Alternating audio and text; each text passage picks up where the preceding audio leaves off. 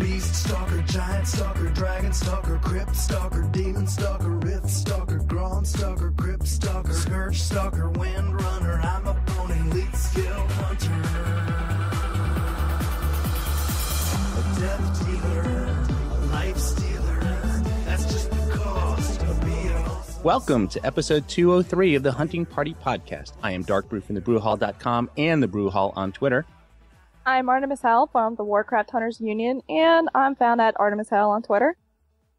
Hey, I am Solar Flare. I'm from the Warcraft Hunters Union, the Cloak and Quiver podcast, and Convert to Raid. Hello.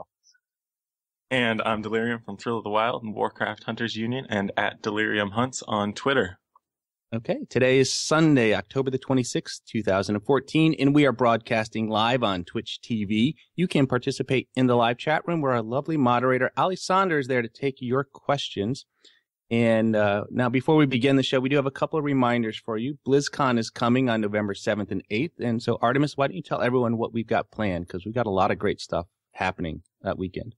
Oh, BlizzCon's going to be great for hunters who are interested in our attending. On Saturday night, we will be having our all-hunter meetup. It'll have a lot of special guests. It'll have Michelle Moreau actually is signed up to attend, a lot of high-end raiders, and just a lot of players in general who are just interested in hanging out as a class.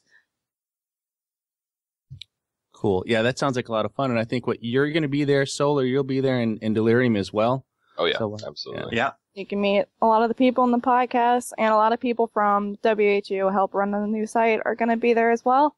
And of course we have swag. We have free lanyards to hand out, so you want to get some Warcraft Hunter Union lanyard swag, come hang out with us. Forgot to That'll tell them be- what time it was, though. Right, Yeah. I was going to get there. Oh. It's coming off, bro. Well, we're going to run it at 8 p.m. in the Hilton. And I say 8 p.m. because it gives people time to decide if they want to stick around for the concert or not, and lets us have the opportunity to get our grounds for our meetup.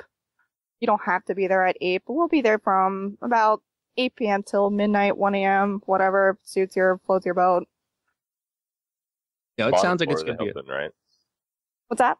Are we just chilling in the bottom floor of the Hilton? Like Yeah. around the bar area? Okay, Yep. right on.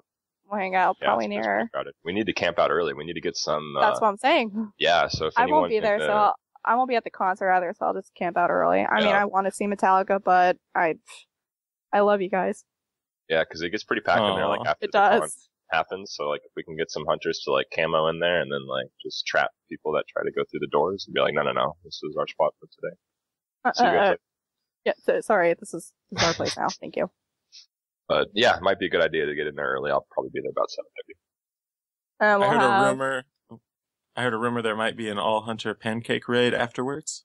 Yes. Exactly. We'll be drinking plenty there, so expect a drunk IHOP all hunter raid to get some delicious pancakes at 1 a.m.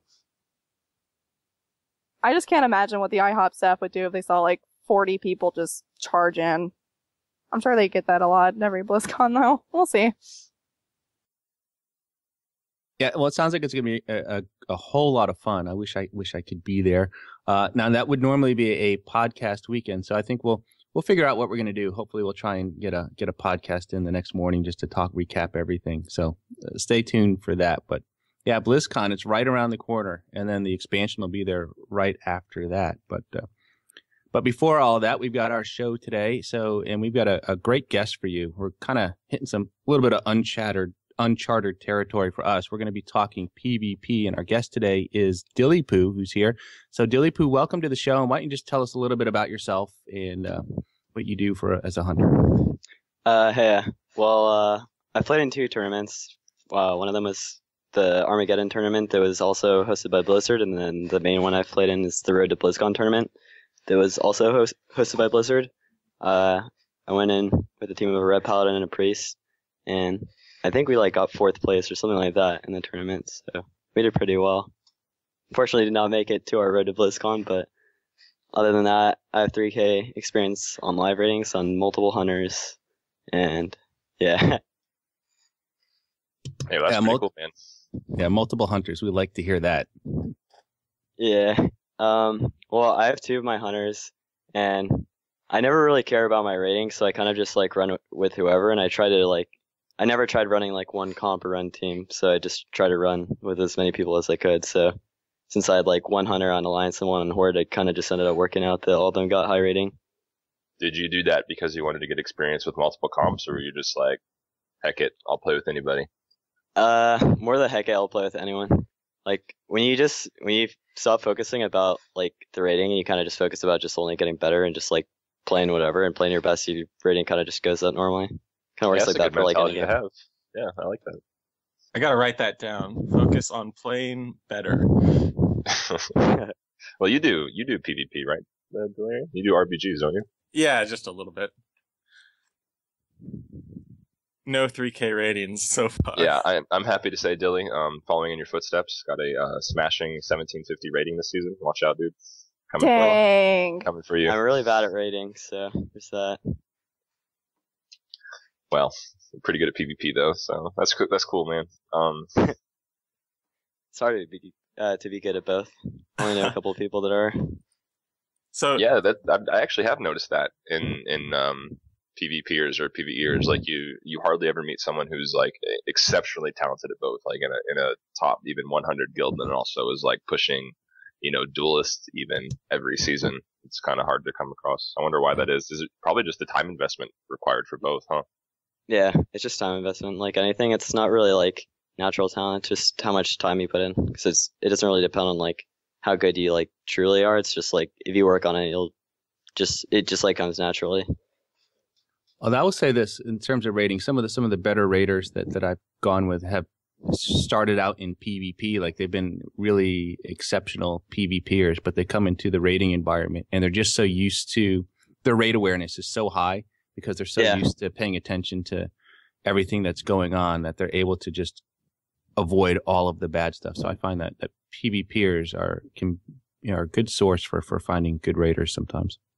Yeah, I've seen that. It also works in the reverse too, because in some ways, sometimes people that PvP, sometimes they could be like really good and do all these flashy things, but sometimes people don't simplify it as good as they can, and sometimes they'll just see PvEers like going into it, and if you just like sometimes if you just maximize your damage, you don't really try to do things like super crazy, you kind of just gonna win a lot too. Just zerk through it.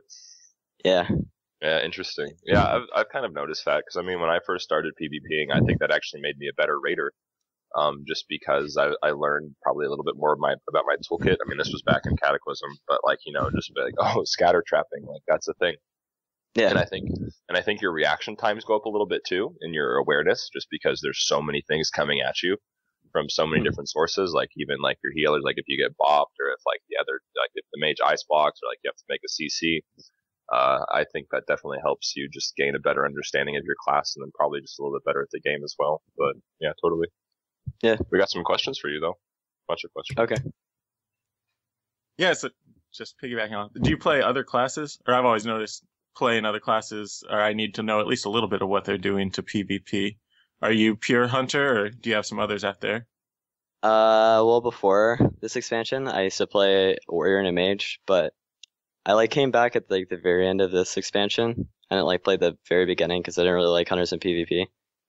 Because when you have to play BM and PvP as a hunter, it's not really as fun as the other specs. So I'll play another game like League or something until it's fun again for me. But yeah. Is that predominantly your pet getting CC'd? It's just that the playstyle is kind of different. With marksmanship, everything is kind of on demand and set up. But when you're PvPing, even if your pet has full uptime, it doesn't have that right feel for the setup that you'll get from playing something like marksmanship if you get a full CC chain when you get your instant aim proc or something like that with full focus. So you think it has a better flow into PvP or even arena setting? It works better for the needs of the group. Okay, cool. Also, silencing shot's pretty fun. Well, that's gone now, is it not? It's down to counter shot. Yeah, it is gone now, but I don't think it's as bad now, because before I felt counter shot wasn't too reliable, but they've changed how server responsiveness works, so it's actually way more manageable to have counter shot, because it had a travel time before, and the way the game used to work before they updated the responsiveness was things would work in pulses of every 400 milliseconds, and action would be registered, but everything would be like queued up for that 400 milliseconds. So that's why sometimes you'll see something go off instantly, and sometimes it'll take a while. So if you do it at the very end of that queue, you'll have to wait. But if not, But anyways, the way they change the responsiveness is it's every 10 milliseconds, so everything goes off faster. So if you notice, like, if you use any of your abilities now, they feel like they're going off a lot quicker. The game kill shot for sure. I mean, they reduced the travel time on kill shot. I don't know if you've ever double tapped a kill shot recently in like the last week or two, but it doesn't even feel like you're double tapping it. Yeah, it goes crazy fast. Sometimes I hit it twice, and I thought, did I hit that twice, or was that once? Just because they're in such rapid succession. Yeah, probably like sometimes I'll think it bugs. Yeah, probably makes getting kills on targets easier now too, right? Do you think that's a bigger factor? Or no. Yeah, no, I've noticed it's really good for getting kills. Like I've noticed my burst is like really high. Awesome. Have you been playing much in 6.0? I've been playing the beta a pretty decent amount. I try to play it around, like try to test everything out, and then for the meantime, since I've tested all the things I think I wanted to, I've just kind of been chilling out and just playing other games while I wait for the expansion to come out. Yeah, do you have a preference, survival or marksmanship right now in the beta? I like marksmanship. I want them to slightly tweak it, and then I think I'd really enjoy the spec. What would you like to see?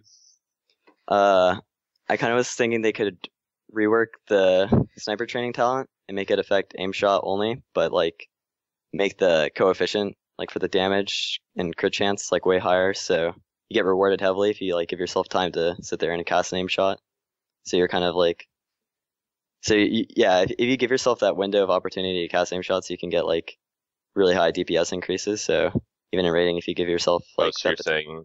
Okay, I think I get what you're saying. So in PvP, it's pretty difficult to just stand still. So you want there to be a higher reward for standing still. Right. So for training, I get it. Okay. Yeah. So it's more of like you're more of a caster, because I feel if you have hunters in PvP where they're just doing instant damage, if they're good or bad, it's still like really weird for them to balance it because it doesn't really fit.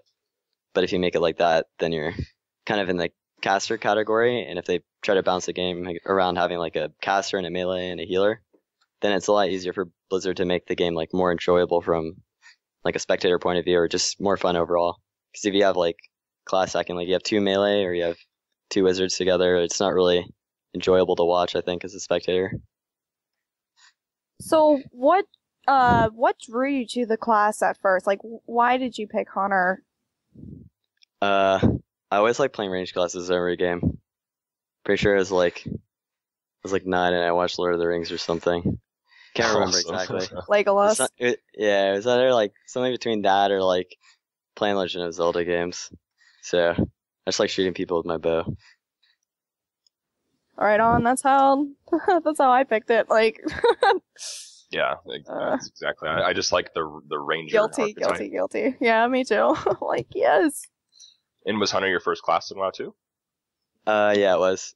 The character I have is like my first character in a while. Yes, dude, I like them. People keep their mains after all this time. Yeah. Well, how long have you been playing the game?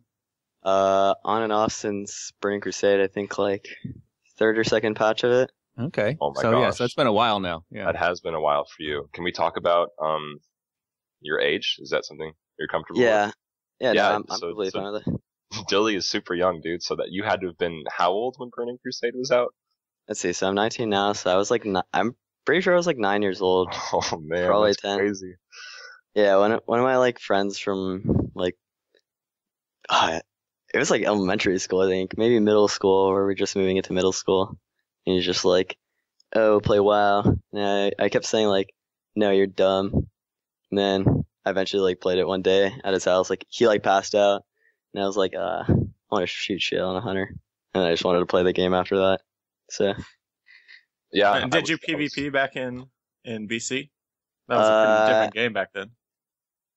I did a little bit. I tried to raid more, but I was more of the classic hunt hard, pull everything, and then I didn't want to do it ever again. Cause yeah, see, when you're 9 years old and you're an idiot hunter, you're kind of the stereotype, and then everyone laughs at you. So yeah, that's pretty much how I got into PvP. I was 10 when I first started, and that was kind of the same way back in vanilla. Oh my goodness, I would even pick up like cloth pieces. Oh yeah, guilty. Totally guilty. Yeah, increasing your mana, I could cast more shots. That was bee's knees, man. I only used the fire my analog enchant gems. because it looked cool Yeah. for your weapons. Yeah, that was. Yeah. Oh man. I don't know if we want to sidetrack a little bit here, but my most noob moment as a hunter was I had a whole mentality that once I shot the target and it came to me, I didn't really have to shoot my bow anymore. Like once the target closed the distance, I was a melee DPS now. Like I didn't think about disengage, I didn't think about concussive shot. I was just like, oh, now I hit it with my sword. Okay. Yeah, those were very interesting times. Well, back in vanilla too, I mean, we actually had multiple melee abilities, so it wasn't at all clear that, you know, you weren't supposed to do that when the target reached you. I mean, so it was very confusing at times because, you know, and you had melee weapons to boot, so it just seemed like, you know, a natural thing to do. If a target was on top of you, you would just sit there and wing clip and raptor strike and try Mongoose and kill bite. it down. Mongoose bite, yeah. And we had all this melee stuff. Even that aspect of the monkey as well. So I mean, you know, there was a lot there that, you know, made you think that meleeing as a hunter was okay. Yeah, I feel like they kind of threw together hunter class initially, and we're kind of not really sure what they were trying to do, but It was very eclectic, yeah, to have two The different. hunter class was the last class they made in vanilla and almost got scrapped altogether. Apparently. yeah, More you know. I think they were supposed to have focus initially, but then they just didn't implement it correctly, so they just kind of delayed it. Yeah, So- they didn't really know what to do. They're just like, no, just give them mana. Go. Yeah, I mean, you didn't that's even why. get a pet until level 10. Oh yeah, huh? I remember that. And that was You had a pretty tamer recent. pet. Yeah, Yeah, up until that was- very that was this recently. expansion. Yeah, Yeah, crazy. Okay, well, back and your on. pet's auto level now too, right? Yeah, your pet's Yeah, auto the level. auto. Yeah, it's great now. Yeah. Remember Yeah. when you used to inspect your pet and have like an experience fire? Yeah. Yeah. Crazy. Actually, so- yeah. Go on. No, okay, sorry, man. I didn't mean to cut you off. Oh no, I was just saying I just remembered the auto leveling thing from like Cataclysm, because I remember like towards the end, people would do this thing in PvP because people would use like monkeys as a pet, and like you could dismiss your pets so you could get your like crit immunity debuff or your stun, and then someone just figured out you could just abandon your monkeys, so there would just be this island where people would just constantly train their monkeys outside of arena matches. So sometimes on like the populated PvP servers, there'd be a mind game of the people. They kill your monkey in the arena and they'd follow you around on the island and kill all the monkeys you try to tame. So there's a really popular hunter back in the day, and like there's some video of him raging because he kept killing his monkeys, so he could just never have them at all. That is pretty good. That's a good story. But so going forward, is there any ability or mechanic that you're really looking forward to playing with in Warlords from the Hunter? Aspect of the hawk or fox. I like how it's like raid wide. I think it has a lot of potential. How often do you think that's going to be coming into play in your arena matches? It can be very frequent because it also applies to your sniper training debuffs, so you can use it selfishly for you to like, give yourself a damage increase. Or if you're playing with something like a feral druid where you'd want them to cast like something like a cyclone in their melee, you give them the opportunity to do that while moving. So That's so. I never even thought of it like that. That perspective. It's Yeah. nice to have that kind of other window. Absolutely. yeah, you give your team a lot of utility with that, but it also depends on like what you're playing with. Like if you're playing with the warrior, it's not really going to be too useful, but if you're running with some kind of hybrid, I think it helps them out a lot. Right And on. how long Yeah. do these arena matches typically go? Well, it really depends on like what the current like popular comp types are and what you're also running. So for last season, the most popular compositions would be something with like a warlock and resto shaman, and sometimes the games would be long and drawn out. Not really like they were so much better than other compositions, but in a tournament setting, they're just a lot safer. And the thing is, in a tournament, if you're playing a comp that's like really high risk, high reward, if you mess up once, it can be too much pressure on you to play well. And having that safety net is really good for your mentality. So that was something popular. So playing matches like those, they can go anywhere from like 10 to 15 minutes, especially if in a mirror match. But playing a fast-paced composition like the one I'd run versus another one, it could be a minute to 3 minutes, like it'd be really fast-paced. So it just really varies on what you're playing and what the other team's playing. What about things you're disappointed in? Do you think there's anything currently you think will need to be changed before we get to 100? Yeah, Chimera Shot hits 2 targets. It breaks my traps. I don't like that. Yeah, that was a concern when they initially redesigned Chimera Shot to do the cleave, and a lot of hunters were kind of upset that could break their traps. I really feel that our CC has kind of gone down the drain, man. Like, have you seen the travel time on our traps? Like, have you seen that? Yeah, what I've worked around with it is I've been using the post ace talent, so I'll use the post ace and aspect of the cheetah. So I'll just like kind of run in and run out, and because if you place it on your feet, you kind of get it activated instantly. So you just kind of. So you don't do trap launcher. Yeah, I'll use the trap launcher. Slow. I'll use it certain times. Like sometimes I'll use the conch shot and trap them, because it can work like that. But if you can't reliably get off like another CC, like if you're playing against like a druid, you're not really gonna be able to get on them without them dodging it. So you're gonna want to get close up to them. I'll be damned. I never even thought about turning off launcher and just disengaging onto a target to drop the trap. That's crazy. I PvP in my feral, and that's one thing I've seen lately. It's what hunters are doing. It's annoying, but yeah, they activate instantly. So yeah, it's amazing. Yeah, and like just being able to get there so fast because the speed buff from post ace and aspect of the cheetah, they've stacked for a while. So I've always tried to use those two together. And now since you don't even have to keep up your main aspect, it's a lot easier to switch between both. You can just kind of keep it up all the time. No, that makes a heck of a lot of sense, you know.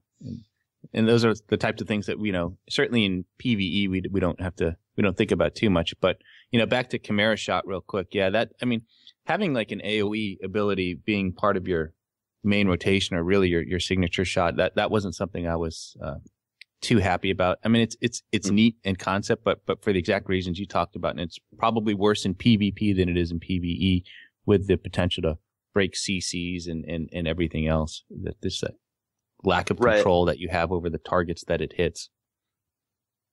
Yeah, like I think they had like a good sense of them wanting to have like that kind of mechanic if they kept all those CCs they used to have, but by taking them out, they don't really need to keep that. It's the same thing. Like I think Warriors, like Whirlwind's one of their main damage abilities that they're playing arms in PvP, and that's going to break their CC. So I've seen a lot of Warriors playing protection instead in PvP. They have like a thing called glider stance, I think, and I guess it works out pretty well because they have like more control on their tankier. Kind of piggybacking on that trap thing. My biggest curiosity for you in regards to our CC, and I know you kind of touched on it a little bit, but like without scatter shot, how are you going to line up CC on a target? Like, are you going to take Wyvern now and kind of use that as a replacement? Or are you going to CC off like a binding shot? Are you going to CC off in other classes? I mean, what would be the most ideal way for you to set up a trap? I think it depends on what I'm playing with. So if I was playing with a warrior and he's like running something like Shockwave, if he were to be a protection warrior, so he would only be doing single target, but he'd have the AoE Shockwave, I'd probably run like Wyvern and then try to Wyvern the off target when he Shockwaves, and then run up to the peeler and then just get a trap on them. But playing with something else, like maybe like a Paladin, where they already have Hammer of Justice, I'd probably just use the Blinding Shot and then trap off that, or his Hammer of Justice. You kind of want to be creative depending on what you're running with, because you'll rotate them. Like last season, the way it was most of the time, instead of like scatter trapping, it would actually be like better to like use your Wyvern into a half trap, because you have like your PvP proc trinket and they have like the same cooldown, so you can kind of just use those together and it'd just be like efficient damage all the time. So I think it's still the only real way that CC's changed now, but it's still pretty similar. Gotcha. Yeah. People didn't trap off scatter too much, I think. You might be right, because I mean I don't really know what the higher levels of PvP do, but like whenever I was doing like my casual 2s and 3s, that was how I trapped. Like I was just, going in for the scatter trap. But I mean, it makes sense to be able to learn how to trap off of multiple different things like that. That just seems like a more advanced play. I would totally agree. Oh yeah, like totally it was the thing that people like really used to do, and I still enjoy doing it. It just I guess the game was like last season, everyone was so mobile, so it'd be a lot easier for people to eat traps, so you'd have to try to set yourself up in ways they couldn't eat it. So you'd want to set up your chain off of maybe like a stun or something else and use your scatter as like an off CC. And let me ask you about Wyvern Sting real quickly. For those who don't know, for Warlords of Draenor, they've changed it, so now it's got a 1.5 second cast time. Is that what's the impact of that on PvP? I actually don't think it's like too bad. It doesn't really bother me too much because in the comps I'm like using it for cross control. Like I actually think it's like a cool setback. I don't mind having like punishment on an ability like that because before I felt there was such high reward for the ability and no risk. I think that's kind of a bad design. So putting a cast time onto it's pretty good. I still think it's really powerful too. Cool. Right, do you have like? Oh, I'm sorry. No, go ahead. I was gonna say, do you have any wish list of like abilities you're hoping we'll get? Well, they have the glyph for it, but I would kind of like just without the glyph to just have Snake Trap back. Is my favorite ability. You like Snake Trap? Yeah, because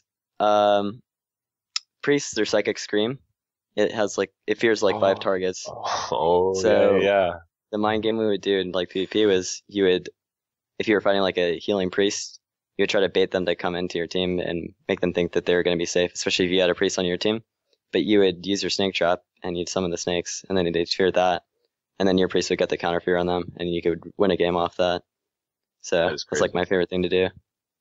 And like you could use Stampede in the same way too, except it was like more instant because just press Stampede. It's the only thing I don't like. And you can get Snake Trap from a glyph now. Is that something you'd be doing for PvP then, or is it not worth it because you'd be giving up too much? I'm not sure. Yeah, because sometimes the glyph slots that you already have are so important, and the pace of the game has changed in a way that I'm not too sure if like it's needed anymore. So I kind of want to wait for more of the like arena to be played at level 100 to really know for sure. But for right now, it seems like it's just not as valuable as it was before. Yeah, you just brought up pace of the game, and I know you said you kind of want to wait to see the meta game evolve for this upcoming season. But how do you think the matches are going to be paced out now? Like, is the game a lot slower, or? Well, games at the start of a new expansion are always really slow paced, but sometimes they'll also have like really fast paced melee compositions, and every single melee class seems a bit slightly overtuned right now. So you're gonna see fast-paced games with those, and hunters are gonna fit pretty well with melee classes. So slightly kind of works out for me. Overtuned. Yeah, slightly is a bit exaggerated, but it makes me happy because I always played with like melee classes that people said sucked last season. So now all my partners are now the overpowered class. So now instead of running, hunters have always seemed to do rather well with melee. I've noticed. Yeah, I've always liked playing a hunter with a melee. You just bring a lot of utility to them. So it was nice playing something that was like not the preferred thing because other hunters like playing with the warlock. Playing with the melee was cool, and now it's like the strong thing. So it's like you go from being underpowered to overpowered. It's just kind of like tables have turned kind of thing. Now, in terms of the 3 specs, I guess marksmanship is looking like, and we know it's good for PvE, and is that looking like the spec as well for PvP? And in addition to that, of the 3 specs, which is your preferred spec for PvP? I like marksmanship, and then secondarily, I like survival. I like survival and duels a lot more now than marksmanship. It's really good for kiting. And also, I think if I was to play with a caster, I think the way they've made survival with a 12-second trap cooldown, I would probably play survival if I were playing with something like a warlock, because it would give them a lot of free room to run around and cast, because 12-second slow trap and just consistent pressure and damage would help a caster out more than having like that burst of marksmanship. I feel marksmanship also just requires having a melee on your team so you can have just that burst together. So I think both can work out, which I kind of like. But BM has been the one that I just haven't played too much. As marksmanship right now, or I don't know if you're playing many skirmishes or in the beta, are you getting in trouble with getting kind of trained just so you can't get that sniper training buff? Or are people still ignoring hunters mostly? Yeah, I will not be able to get out my sniper training buff too much in like a 2v2 environment. But certain team compositions that I've been running in 3v3, I've been able to find myself in spots that I'm able to keep it up. Or sometimes we can have enough pressure that I know that I'm going to be just safe sitting still for a second. Or just when I have my biggest damage, I know that I can keep up my buff for a second, move, have that sniper training damage, get out my full focus dump, and then give myself like some time popping the aspect of the hawk to wait until the sniper training buff reactivates on me, and then get my damage back up. So you can kind of like weave it in PvP where you don't have to completely stand still, that you're just giving yourself that time to just stand still, get the buff, and move. Which I think is cool. Is that more about kind of column humping, or is there a strat you're using to really get the most out of that? Most of it is like sometimes going to be like cross control. So if I get like someone with a stun on another person, or if I get control into their healer and we get a stun into whatever DPS it is, if we can get high burst damage and go really offensive at that point, their team has to play defensively, so they can't really go in and punish me as hard. Because even if I'm forced to move, I'm still going to have some high damage. And also using things like your explosive trap to like knock people out of range while you're still standing still can help you out too. Yeah, and you mentioned cross control earlier, especially for those wanting to play survival. I know hunters generally have kind of a different strat for trapping and CC than others, since our CC is very dispellable. Could you give an overview for those of us who are more raid centered and wanting to get into PvP? What's the strat look like for CC coming in Warlords? So generally, if your teammate has like a targeted stun, like say you have a Death Knight where they have something like Asphyxiate, which in PvP they'll give up their Strangulate to get Asphyxiate because it's a 30-second cooldown stun, which is a lot better for them. Also synergizes well with your trap cooldown because they're both 30 seconds. So if you're playing with a Death Knight, you pretty much are always just gonna trap right off the end of his Asphyxiate, and then you're just kind of gonna hit one target.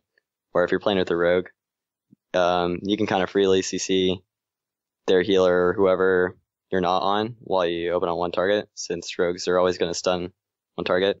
So if you run something like Wyvern Sting, you could let the rogue cheap shot one target, and you cast a Wyvern on the target who can either poison dispel. So if they have a druid on their team and the druid's their healer, you could just use the Wyvern Sting and cast it onto the druid, and then you could run up to the other DPS and you can place your trap on him.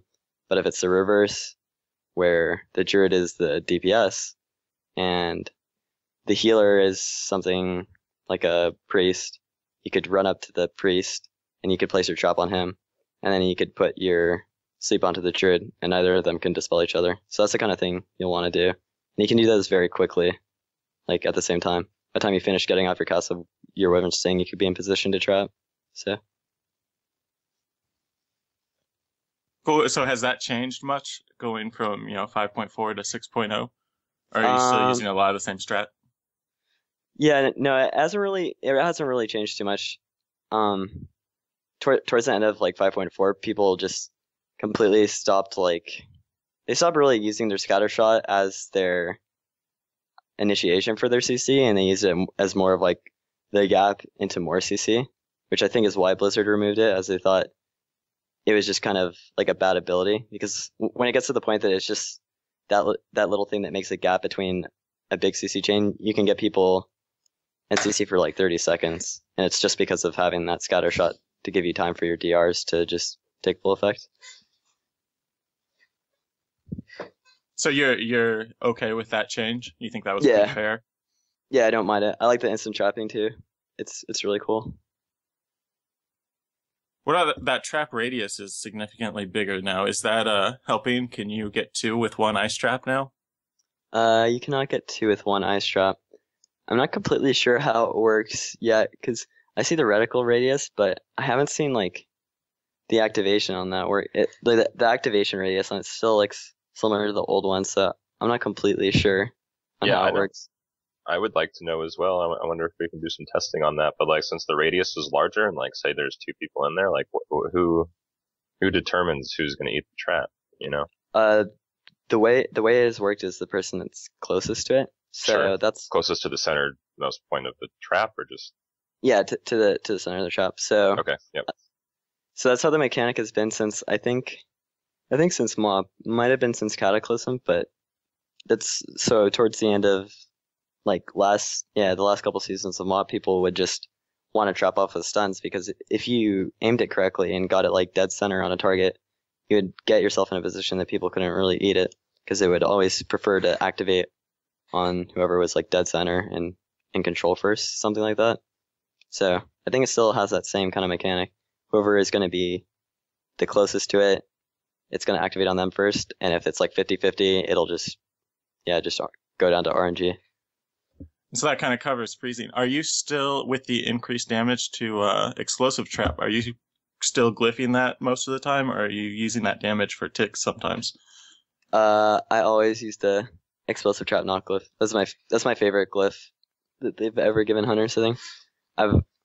I've experimented with it a lot. I've had some games, even in tournaments, where I've had a trap miss somehow, like maybe if they have a Shadow Priest on their team, and one thing that Shadow Priest will do is they'll grip their healer with their life grip, and they'll grip them out of your trap. And by using explosive trap, I've been able to knock them back into that trap, so it's kind of like a ping pong, and it looks kind of funny. That's cool. Yeah, that's awesome. Yeah. So just getting cool things like that, that's why I like it. You can use it offensively and defensively, so I think I'm going to keep using that glyph for a long time. Sweet. Is there any point where that damage will become useful? Especially a survival, perhaps? Perhaps a survival with a Warlock, but I'm not completely sure. Maybe if I had someone on my team that also had a knockback, like if I had maybe a Warlock and a Druid on my team, and we're just trying to do damage to everyone, it might not be worth it to have that knock from there, as the Druid already has its own knock, and knocks kind of DR with each other, I think. So it would be somewhat pointless to have my glyph. And instead, if I could just have some AoE damage, it could help out, but going for something that has AoE damage is not really something people will very frequently do, especially as a hunter. You're more, in PvP, you're very like single target focused, even though you have that high potential damage for high AoE, a survival. It's a lot easier for you to counteract that in PvP. But Warlocks do make that job a bit better for you, as they can just dot everything up. And so that kind of brings us to another tier with Power Shot and that pretty big knockback. Do you have a favorite ability with Barrage, Glaive Toss still for kiting or Power Shot? Power Shot I like sometimes because you can use it with the Aspect of the Fox, but I never feel like get it off too much in a game. And I ended up playing around with it since there's no more fervor, and now you have Thrill of the Hunt, and your aim shots are your main focus on. I've been enjoying Glaive Toss. It's actually just like a short cooldown way of me giving myself a way to proc my Thrill of the Hunt so that I can get a reduced focus aim shot. So in an opener, I'll just Chimera and Glaive Toss and give myself the time to get the Thrill of the Hunt proc so I can just aim shot spam. I feel it works out pretty well for the most part if I get all my other damage abilities. And is Barrage just useless for PvP right now, even with the increased damage, the high focus cost, and breaking CC too much? Well, you could use it before you CC, and it does really high damage. It just doesn't feel like very reliable. Glaive Toss, like, I think is the most reliable of the talents. So even though you have the other utilities of the other ones, I think overall Glaive Toss kind of gives you more. Plus the slow from it, it's pretty good. And then you mentioned playing in the beta, so let's go up to those level 100 talents. What's your PvP choice? Maybe both for threes and for hanging out in Ashran. For most of the time, I love the exotic ammunitions. I kind of like my pet because of having Master's Call and Roar Sacrifice are really useful in PvP. But in a few situations where I've been playing with the Rogue, where you just kind of always want to start off the game and just kind of have a really good opener, I've given up my pet, gone with the Lone Wolf talent to have that bonus damage, and gone for like a really early kill. And it's worked out a couple times, but I don't think it's something reliable. It's more of like a gimmicky strategy. But I think it can work more with a rogue in PvP over any other class as a hunter. Because not having a pet leaves you just too squishy, I think. Yeah, I think that's fair. And then I'm curious to know, and I know a couple other listeners are as well. One of my buddies included. But how often would you say you ever chained Horror of Sacrifices? Is that a thing? Oh, before in Cataclysm, all the time. Or Used to even do it. in MOP, because like pets, you could have 4 or 5 roars of sack. I mean, would you just like dismiss pet sack? Is that? Oh, right. Yeah, that was the thing people did. I came back into playing MOP right after they nerfed Goat debuff. So I actually didn't experience the point in MOP where they still had that. But there was one thing, there's a bug with Stampede where if you had your main pet out of line of sight and you use Stampede, you could use the Roar of Sacrifice from the Stampeded pets and your main one wouldn't go on cooldown. So you could kind of give yourself a back-to-back Roar of Sacrifice. That was really the only... So just a That double. was kind of... Yeah. Gotcha. All right. I fair. miss Stampede being crazy OP. Those were the good old days. Yeah. Yes. Link's Rush, Yeah, didn't it one-shot when it first came out? the one-shot So- macro for hunters. Yeah. It's pretty funny. Oh, cool. And I assume you don't focusing shot is just out for PvP. Yeah, I think it's not really something too reliable. With the ammunitions, I think you can give yourself either damage, like sometimes you can give yourself the poison ammunition, or just the frost ammunition's really good. You could have your main target slowed while you can just permanently keep up concussive shot on an off target, so you can kind of kite multiple people at once. And is I that think it's something pretty you would ever change mid-arena? Or that you're pretty much deciding when you see what your comp is? Yeah, you pretty much would decide seeing what your comp is. But it could come down to it. Like, I had a couple times where I was playing beta, and we had a 2v2 game come down to a 1v1, so I'd change out from something like a poison, because we wanted a bit more damage to the frost ammunition so I could win the 1v1. And it worked out pretty well. So, things like that are, I think, the only situations where you'll swap it out. Well, cool. I think we've got some questions from Twitter also. I don't know, Dark Brew, you want to start on that? Yeah, we do. Yeah, so reached out to our listeners, and they sent us some questions for you to answer. This first one's a bit odd. I know this guy plays a hunter, but this is from Brian Sean on Twitter, and he's asking if he should PvP with his Fury Warrior for the cool-looking armor set. And I guess I think he should PvP with his hunter I know. personally. Yeah. He could PvP on his hunter, I think, but I mean, maybe the Fury Warrior life is for him. I say don't he know. play a hunter, but I mean, I think hunter has cooler looking armor. Yeah, I haven't but- really seen the. I don't recall what the hunter PvP armor looks like, but Yeah, Mhm. the what's ones gen- they have right now are not too good, but I like some of the old school ones, so they make me Yeah, I was happy. gonna say with that question, I was kind of wondering, do you mess with transmog? What do you like to mog into? Do you go with the classic like rangerish look, or do you just go like crazy big? What's the I used DillyPoo to, transmog? I used to have like a super huge thing for having like a million transmogs. I used to go with like tons of green sets, and I'd swap them up all the time. Like my bank on my main hunter is like completely filled up. Like that was like my hidden like pleasure. I used to PvP, but I also like love doing transmog raids. Yeah, And then I kind of just like stuck with like one of the Cataclysm PvP sets as my transmog. I use like the Fire Helm just because it's kind of weird to explain it. You kind of Was it just the play Ruthless better one? with the strings. Ruthless, the Yeah, purple? Yeah, that's a good No, one. not even the purple. There was an elite set if you had Oh, the 2200 red. rating. Yeah, Yeah, man, so I had the that red was set, great. and then from Wrath of the Lich King they had like a red tabard, and then I had the Fire Crown, so I got like a whole red transmog. Makes me like feel like I'm playing better. So I don't know. I have like all these other transmog sets that I think look cooler, but it's just I guess it's like one of those mental things. That Hey, if you look good, you play good. yeah, pretty much. Fashion's a big deal. Yeah. Yeah, the transmog was like one of the best features that they introduced. I mean, it really Yeah, I brought think life so. back to brought life back to those old raids, to give you a purpose to go in there and get the loot, as well as even go out and do some PvP. I don't PvP a lot, but it's gotten me to go out and PvP and earn some honor just to get some of the weapons and other items just to look cool. Yeah. No, I think stuff like that is like awesome. I think that was like my favorite thing they put in the game, especially letting people use that Crown of Destruction from Old Molten Core. It's my favorite item in the game. Just like having that little crown of fire over myself. So when they put in transmog, it used to make me really happy. Cool. All right. Well, Solar, you want to take the next question? Yeah, yeah. It's from Spanky. Okay. Wait.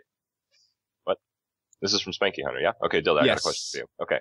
So, the travel time, that was interesting. The travel time on Trap Launcher and lack of scattershot. CC will be back to kiting for us. I guess that was his question. How do you think this will go? Like, how much, we kind of touched on this already, so let's talk a little bit about kiting. Like, how do you think, is it just gonna be, like, how would you kite someone? Break it down. Like, what would you use to kite? What classes would you be looking to kite? What are better classes to kite, harder classes to kite? Let's talk a little bit about that, because that was kind of something we didn't touch yet. Whew. This is a hard question for me to answer for someone properly. Mainly because, well, I know how to kite really well. I do it a lot in duels. But when I play Arena, I play so high risk, high reward that I kind of just ignore the people on me in a way. I don't really care if like there's like a melee close range to me. Like I'll always be really pushed up into their team, because I'll be in more of an aggressive position. Because the way I kind of see hunters in some ways is the best way to have your defense is if you're being offensive. So the more pressure you get onto their team, the harder it is for them to kill you. So instead of in an arena, instead of me focusing all my time on trying to kite some kind of melee, I'll instead focus more onto just getting out control on their healer and maybe just like running around and slightly knocking their melee around. So like if I were to be on like Blade's Edge versus a warrior, I'll like maybe position myself like in the middle of the map, and if he like comes up to charge me, I'll just place like a knock trap and knock him off, and then I'll just like keep running in doing whatever I want to his team, but I won't like specifically like focus on it. But in another environment, like you just want to like permanently conk trap people, use your aspect of the cheetah, run around with post haste. You would use like feign death and camouflage as like ways for people to de-target you for a second, because they're both usable in combat. And even though they don't do too much, just giving yourself that 1 second of someone de-targeting you actually can help you out a lot. So in a PvPs, in like a duel or BG setting, you just want to pretty much use all of your CCs and just rotate them as fluidly as possible. As long as you don't stack them up, it kind of works out.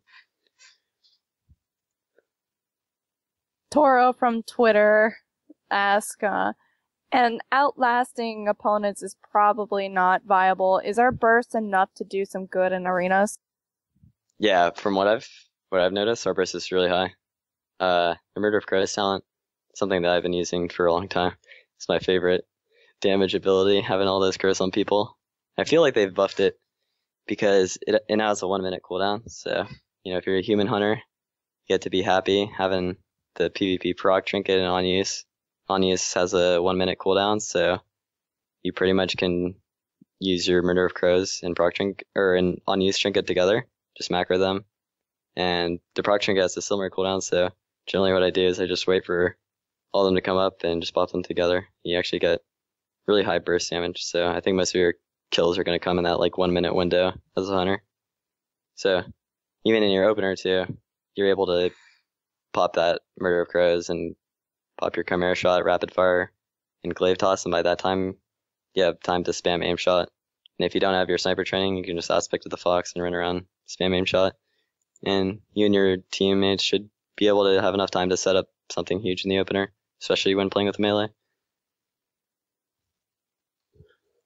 All right, and our last Twitter question, this is actually from JC Sway, who's the hunter blogger over at lolsurvival.blogspot.com. And he asked, I think we covered this a little bit, but I would love to hear about the best uses of traps in PvP. I think he's pretty much a survival hunter, so we can head to that realm. Okay, so as a survival hunter, depending on the team you're fighting, you actually will rotate your traps. So as marksmanship, you're going to see yourself being mainly limited in that you're just focusing on freezing traps, and you'll mostly ignore your AoE slow trap, and you'll just pretty much just have your freezing explosive, that's it. But as a survival, you'll kind of you'll kind of rotate. You want to find yourself a balance. Yeah, especially now you have the 12-second trap cooldown. You have way more opportunities for you to just keep kiting their team around the map with constant slow traps. You can just give yourself all this like area for you and your team to just freely kite. And since you're not really doing too much burst damage, you're just doing consistent pressure. You're mainly just going to be using your traps to just give yourself that window of the opportunity and just proc entrapment for yourself. And once you've gotten someone low enough is when you're going to swap from using an ice trap into a freezing one. Okay, well, that was very comprehensive. I like that. I didn't know that you would actually change up traps for different specs, but right on, man. I think we have one more question for you, Dark. You want to? Yeah. Just a couple more things real quick. And since most of our listeners are PvE oriented and we don't tend to talk a lot about PvP on the show, looking ahead to Warlords of Draenor, what kind of advice or tips can you give to our hunters to see what they can do to get into PvP? So anyone interested in getting into PvP for Warlords of Draenor, what sort of advice do you have for them? Okay, well, I'm going to use this example, assuming that you're fully PvP geared at this point. And if not, then I'll say, do your PGs or skirmishes, whatever. But for the most part, PvP really is, you want to just kind of find yourself some partners that you have something in common with. And for a lot of players, it honestly comes out to dueling. I know for me, I transferred to some like high population PvP server and I just duel all the people I saw that'd be super high rated. So if you actually fight those people who are high rated and try really hard in duels and you impress them, then even though duels aren't balanced, they'll kind of want to play with you. So maybe they'll do like 2v2s or like a random BG with you. And you just keep playing with those people and keep kind of impressing them. And you get yourself into more serious PvP, and that's how you'll get yourself into like high level arenas pretty much. But if you're just wanting to get into just doing BGs or rated battlegrounds, I would just try to find your own like little your core group of friends that you're just going to be consistently running with and try to play with that, because I think the environments from battlegrounds to arenas are a lot different. I'd say the rated battlegrounds you're going to have more of like a family and community kind of like you would have in like a raiding guild, whereas arenas you kind of have like, I guess more like brothers like having a competition all the time. I guess you're kind of cutthroat against each other. So even the people like you're all friendly with all the time, so you play against each other, you just hate them and want to beat them up kind of thing. Well, that sounds like fun. Yeah, it's really fun. Like fighting some of your best friends is really fun in arena. Like I don't know, especially like in a tournament. It's like a weird feeling that, like, I don't know, you go into it assuming like you don't want to fight your friends, but when you do fight them, you're kind of just trying to show each other up, and it's really fun. It's really hard to explain it. So barred from finding people you enjoy playing with and just kind of getting comfortable with whatever comp you're running, how would you say, like, someone who's just breaking into the scene, like learning about how to best apply their abilities? I mean, of course they could go back and listen to this show or maybe like watch a skill cap video or read a forum post or something like that. But how do you build familiarity and success with your toolkit? Probably just dueling and doing BGs, honestly, a lot. Outside of doing like an arena or anything serious, like if you just do those all the time, at least it gives you a familiarity with your own abilities. Whether or not you learn what other classes can do or how you can use those in a closed environment or in other situations, you at least get yourself familiar with your own abilities. And if you're already someone like a raider, for the most part, it'll be like pretty easy for you to catch on. You'll be very efficient with how you're going to want to do things like damage. So the only thing you're going to need to pick up is like your utility and kiting. And even then, that's something that you'll still know mostly or slightly from PvE. So it's not as rough of a transition. Yeah, it's just all the game is, I think, is putting in time. Sure. Yeah, I mean, I definitely agree with that. But like as far as like learning, I don't know. I mean, starting to break into advanced concepts. I mean, anyone can pretty quickly pick up on what buttons need to be pressed in order to do the damage. But like, learning like what CC or what counters certain classes or comps have against you. I mean, when should that start being brought into play? Like if someone's just looking to I don't know, maybe Ooh. step up and do some moderately competitive PvP now, breaking out of kind of just the RBG grind and stuff, or BG grind rather. Ooh, okay, so out of that, yeah, that is back into what I said. So maybe if they implement skirmishes correctly, then maybe doing skirmishes a lot more if you're moving out of BGs. So, and then from moving on to skirmishes, same thing I said earlier, doing duels.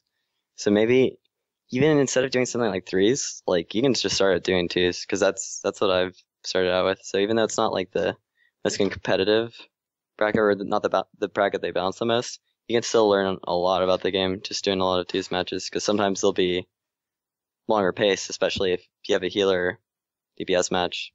As long as you're not playing something that's like for the rest of Shaman, like you're playing 2 fast-paced healer DPS classes, you can actually learn a lot about your own class, because it will rely more on you as a DPS to set things up.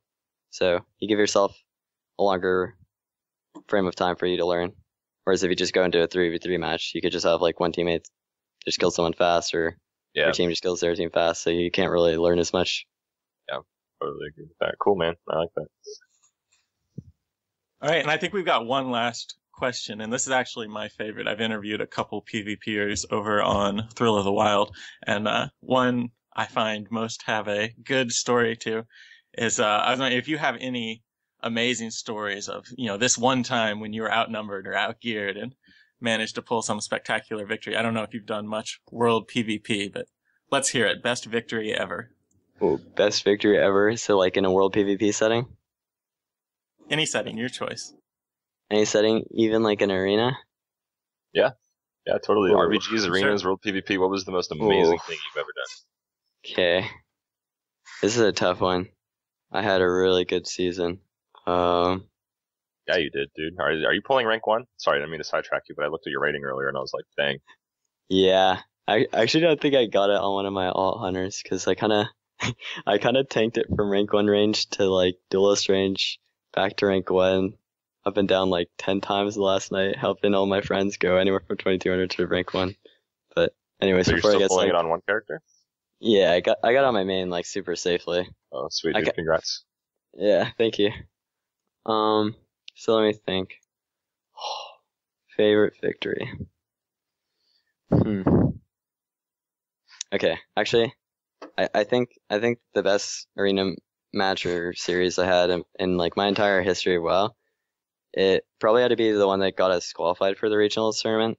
So we had to play in an online qualifier, and it was double elimination. So we had gotten barely knocked down to the losers bracket, and we had to fight the winner of these 2 teams, and they were, in my opinion, 2 teams that really deserved to go, and they were top tier PvPers, and only one of them was going to get the spot. They had to take each other out, and both of the matchups were somewhat hard for us. The teams were Vanguard's a well-known Red and Hanson Shaman, playing with the Priest Fusion and a hunter named Tony Style. And they were fighting against Novos, Sharpstorm, and Thugonomics, who actually ended up qualifying for BlizzCon, playing Ellie Shaman, Warlock, and a Mistweaver. So we had our series versus them, and going into that, pretty much everyone thought we were going to lose that series. No one thought that was a good matchup for composition. Everyone was laughing at us having a rep pally because they were considered the joke spec. But we prepared a lot for that matchup, and we worked really hard. We did like a bunch of skirmishes against people also running that comp. So I think we ended up being more prepared than them.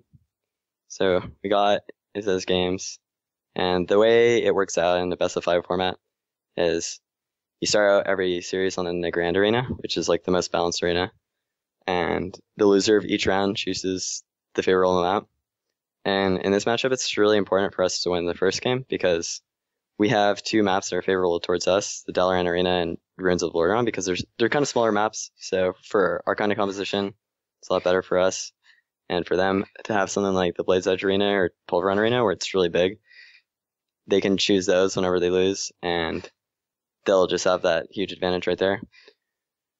And so since we put all of our practice into winning that first game, I think it helped out our team's confidence, and we caught them off guard using strategy. So we won our first game, and the way the matchup kind of works out is it's a really long game because they have a lot of ways to get out of a priestess sphere. So we actually calculated it that he has to get a fear off cooldown all game long. And the time that we win is when he gets like a full fear with our full CC chain, and that takes 10 minutes. So all of our games were exactly 1 to 10. We won all of our games exactly at 10 minutes. So it was really funny. We pretty much have to play perfectly 10 minutes straight, and our comp is very forgiving. So it's like really stressful matches for us. And I wanted to go to New York so badly because it's always been like my dream to go there. So we won our first game and we're like super confident because we caught them off guard with the strategy like we had never done before by going onto their Warlock, and that's not something people really expect, especially not when you have a Red Paladin. So we got that, and on our second map, they chose Blades of Draenor, which we didn't really expect to beat them on. So we lost that game just very barely. Like they lived at like 1% HP, and I kind of just got gived randomly because LA Shaman sort of just proc you down sometimes. So we were sad about that, and we were trying not to get frustrated. So after that game, we had another very long game, and I think the map we picked was Dalaran Sewers. So we had our 10-minute game because we needed our time, our perfect opportunity to win. And we got that. And our final game was on their map choice, and we actually ended up winning. And that was probably the hardest game I've ever played. Their team played pretty much perfectly, and I think so did ours. And like the entire time, like I was like shaking and super nervous and like scared. Like I didn't really have that much experience playing something like that, and knowing that if I had lost like the series, I wouldn't have made it to New York. So it just felt like a lot of pressure onto me because I just always wanted to go there. So we were able to do something clutch. We ended up getting like a crazy long CC chain, and I knocked their healer into a trap, and that's how we won the game, because they pulled him out of it using the Warlock's Gateway, something similar to that, and knocking him in made me like scream at the top of my lungs, and we got their final kill, and like my parents were like coming at me like what happened, because I was like screaming top of my lungs like New York, like yeah. Awesome, yeah. Like my teammates and I were amazing. Like, yelling. Yeah. I actually started crying. Yeah, dude, that's emotional moments, man. I mean, when I like ran around my room for like 4 minutes after we killed Hero Garrosh, I was like way too pumped. I know those feels. Oh my god, those feels are amazing. Yeah. Doing stuff like that is awesome. It was weird because like I wasn't that interested in making it to BlizzCon, but at least making it to the regional is way more important to me. So at least making it to there made me super happy. So fortunately did not get to play them there, but yeah, worked out. I just think it's crazy you guys had to play perfect 10-minute games in such a high stress situation. Like that's just beyond me. That's very impressive. That's kind of why I thought comps like that are good in a tournament. Like I kind of underplayed it before that, but just because they have such a safer time, like more the pressure's on us than them, so they can more relax and like let themselves fuck up more than we can. I don't know. It was pretty fun though. It was a good time. Would do it again. Well, that's. I think that was pretty comprehensive. Does that do it for us, or do we have anything else? Or trying to look at the show notes here. Dark, what do you say? Yeah, I don't really have anything else. The only other question maybe is, what do you think about? Two things PvP related for Warlords of Draenor. Ashran, is that something you're looking forward to? And what about the anniversary event where they're going to bring back the South Shore Terran Mill? I mean, you started playing in Burning Crusade. I think that was all wrapped up by that time, so you maybe didn't participate in the original. But what do you think about both those features? Yeah, I actually really like world PvP areas. I like being in like open areas where I can just kill people. I really like killing shit. Just kind of sucks because in raiding, you can't always kill the mobs as soon as you see them, and it kind of agitates me. Hey, I'm just saying, if you're Alliance, Siege of Orgrimmar was PvP. Yeah, that's true. It's true. Yeah? Very Yeah. long PvP. Very, not- very long. You would have I did not not get to do enjoyed it. having to do a 14-minute encounter just to finally be able to kill it, I think. If that Yeah. was the case. All I know is I got one of my real life friends to do a heroic kill for me on like one of my alt hunters, so worked out for me. I got my bow, so Do your I'm all mount? happy. There's a mount. What the? Hello. Some friend. Yes. But yeah, there's a big robot scorpion you can get. It looks awesome. Huh. Better cash in on that, man, quickly before Yeah. WAT drops. It's going to go down to 1%. You get 2 guaranteed drops right now. Go Really? It's super again. easy. You can get it. I can't believe I didn't notice it. So wait, is it from the mythic or? Yep. Yeah, this It's is for the Mythic. mythic. Are you saying you did Oh, okay. heroic or you did mythic? Yeah, I did the heroic. I did it for Okay. the bow. Oh, okay. So I got to do it on mythic. Okay. Yeah, see, they screwed everything up when they changed the names. Anyway, I could. Yeah, I was Go on. referencing like the old heroic, so I was like, oh, okay. I mean, Yeah. they needed to come up with a new name for Flex, and they should have left everything else as normal and heroic, and just come up with something else for Flex and leave LFR where it is. I don't know. That would have made life a little easier. A little bit. Yeah, I was kind of confused with the rating things. See, before I was okay with just LFR and things like that, but Flex kind of confused me, so it was really hard Yeah. for me to get into anything coming into this expansion. And even though I've been playing in the beta and whatnot, like I logged into 6.0 and pulled up my character sheet, and I saw the heroic tag on some of the gear, and then I looked at the stats, and I said, "Oh my god!" And I'm ready to file a bug report because the gear's been I had nerfed. Such an everybody's- embarrassing moment this week because of that. I was doing a mythic run on my paladin and I was tanking, and the tier tokens kept dropping, right? And they all said heroic or they all said mythic on them, right? And I was like looking at my gear and they said heroic, and I'm like, oh, I have the heroic, I don't need to roll on this piece. Mhm. Had And no it's like, idea. oh shit. Yeah. I'm Those telling were you. like, I was so embarrassed. I was like, oh my god, I just wasted like 4 tier opportunities because I thought I had. I was like, oh, I didn't know my paladin was so geared. Turns out it was the tier behind it. Yeah, that's rough. Well, thank you, DillyPoo, for taking the time to speak with us this week. We really do look forward to hearing about your exploits in Warlords of Draenor. Hopefully you get 3.5k rated in 3s. Yeah, Yeah. shoot for the stars. That'd be pretty You're gonna cool. be at BlizzCon again, right? Despite yeah. the outcome? Yeah, I think I will be. I think some of my arena partners and I might be staying together, but not completely sure. I might actually have something coming up, so I might give one of them my ticket. I'm not completely sure yet, so I do know that I Well- have a ticket right now. So That's good. At least you do have a ticket. But, Yeah. if you do come, you have to stop by our Hunter party at least. Yes. Yes. Yep. Fair And, enough. and if The people famous DillyPoo. exactly, and if people want to follow you or see what you're doing, do you have a website or a Twitter account you want people to check out? See how you're doing. Yeah, I have a Twitter account. Should I just link it in the Skype call or? You can link it in. Yeah, it's just that Twitter. I'm in the stream chat, so I can just post it in there. Yeah. Yeah, that post, work- that yeah. work? There you go. Yeah, so anyone want to follow me there, or just on Cool. the Twitch account that I just posted on. So Yeah. other than And that, we'll post it in our show notes as well. But very good, and yeah, I really appreciate you coming on. And I guess we'll look forward to maybe having you come back once Warlords of Draenor is out and you've had a chance to get into the PvP season and just see how hunters are really shaping out, and then see how you're doing. yeah, sure, that would be pretty cool. I had a good time. Thank you for inviting me. It was a fun day.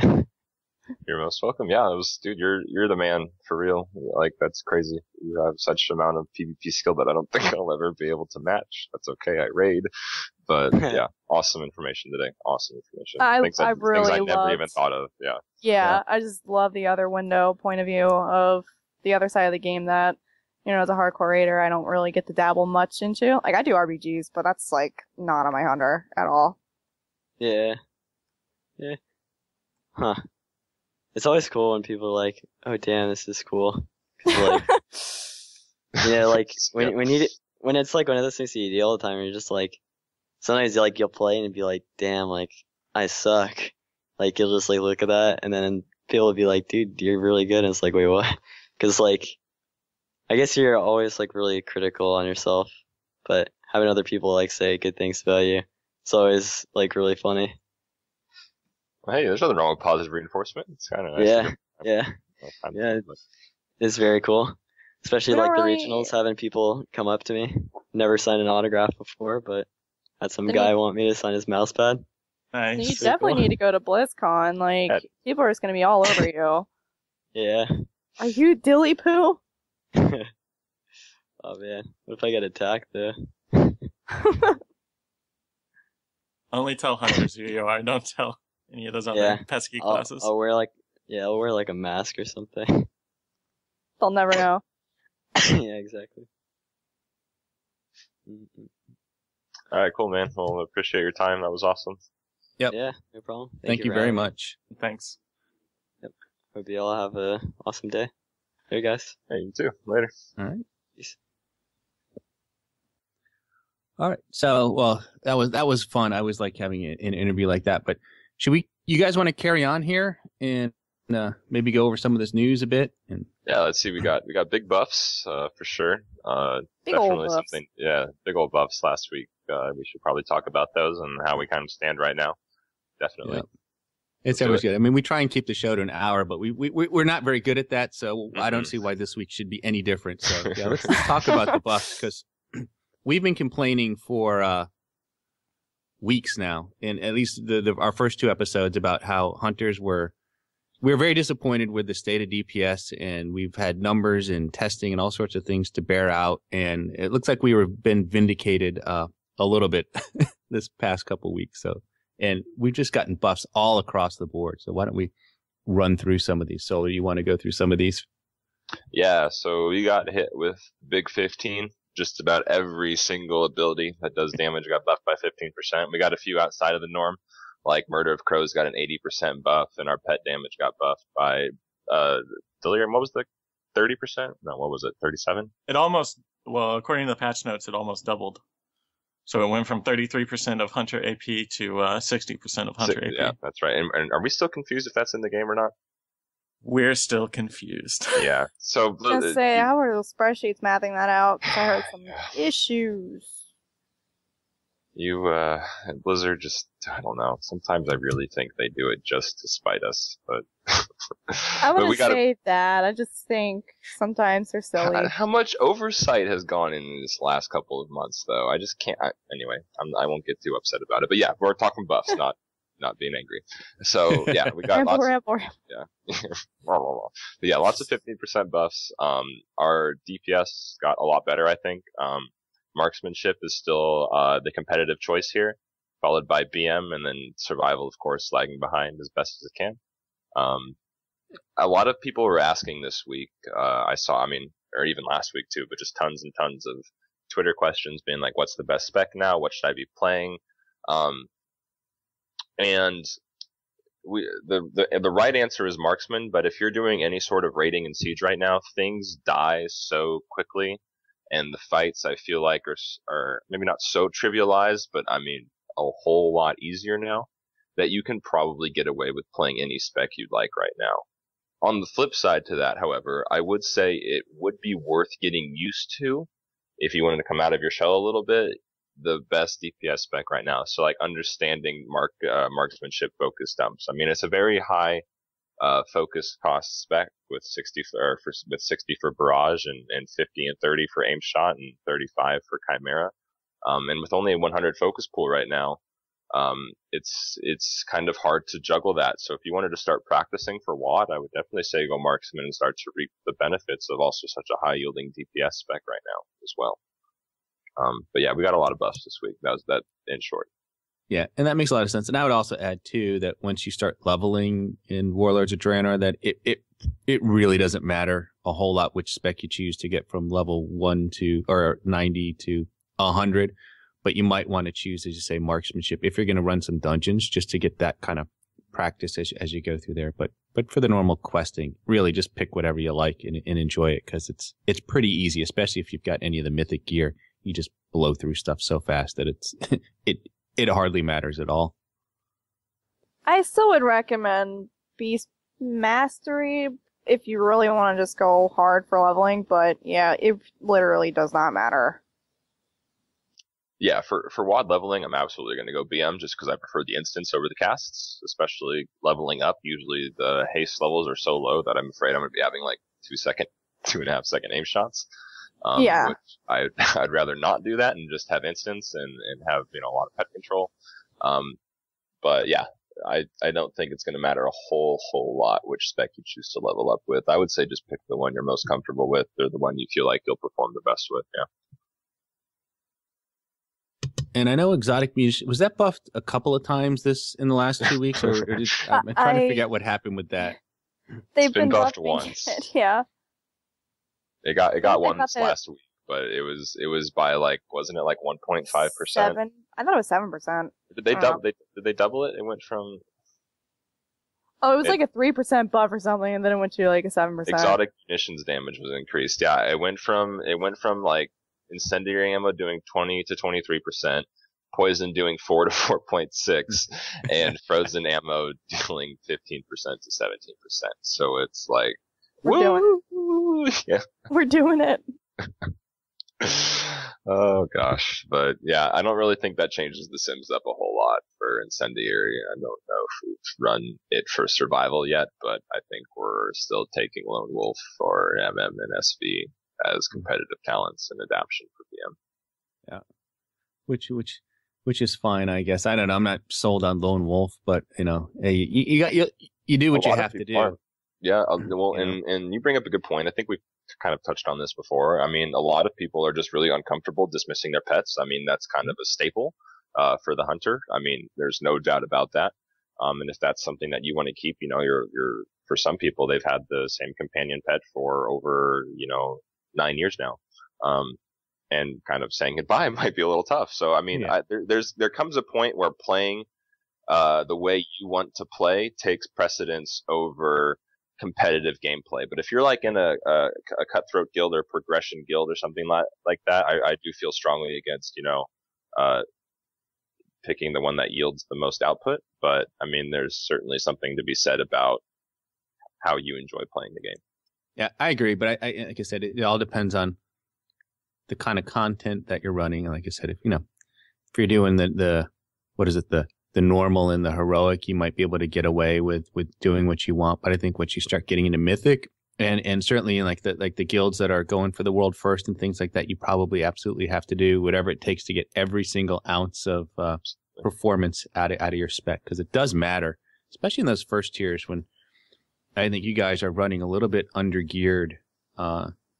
A little is an understatement. I mean, you're doing it as soon as you're getting in those instances as soon as you possibly can. So you haven't spent weeks farming up all the say heroic gear to go in there. So well, the good thing about the race this year will be normal and heroic will be out the same week, and then mythic following. So it definitely gives a little bit more help, I guess to say, because you can still run a raid and have personal loot lockout on it, so it kind of helps for people who are, struggling a little bit. But, still, we're hoping, I don't know, it's gonna be interesting this year. Heimdall should be fun. We'll see. And then, 8 weeks later will be Blackrock, so you'll have plenty of mythic gear going into that, I'm sure. Pulling a Siege of Orgrimmar on the first tier 8 months later. Yeah. That would be awful. No, but yeah. But I would cry. 7 bosses for 8 months. Well, we've already seen that a couple times, but I think the pacing is done pretty well this time around. You guys like the 2 week kind of intermission that we have before content gets going, just to get ready? It's a hit or miss because it means, for me at least, it means I had to level more characters and get them prepared, and the dungeons having Warforged in them will be pretty annoying to have spam run those over and over and over for gear, but it's going to be nice though. Like, it gives everybody time to level and everybody time to get ready, for the raiding environments that are coming. Yeah, I personally like it. I mean, for me, I actually have to go out of town that first weekend, like the 15th, so I'll be playing the first night and then have to, wait until Monday to pick it up again. So it just takes some of the pressure off of feeling like I have to get to 100 as fast as I can and feel like I'm missing out during that time when I'm not able to play. It also gives me a chance to maybe level up a second or third tune during that time as well, which I didn't feel like I had with Mists of Pandaria. So yeah, I like the pacing. Delirium, do you like it, or? I'm open to whatever. I Cool. think it's kind of, the longer they make it, it doesn't really add more time to level. It just means you feel bad if you haven't leveled more characters. Yeah. So, but I'm fine.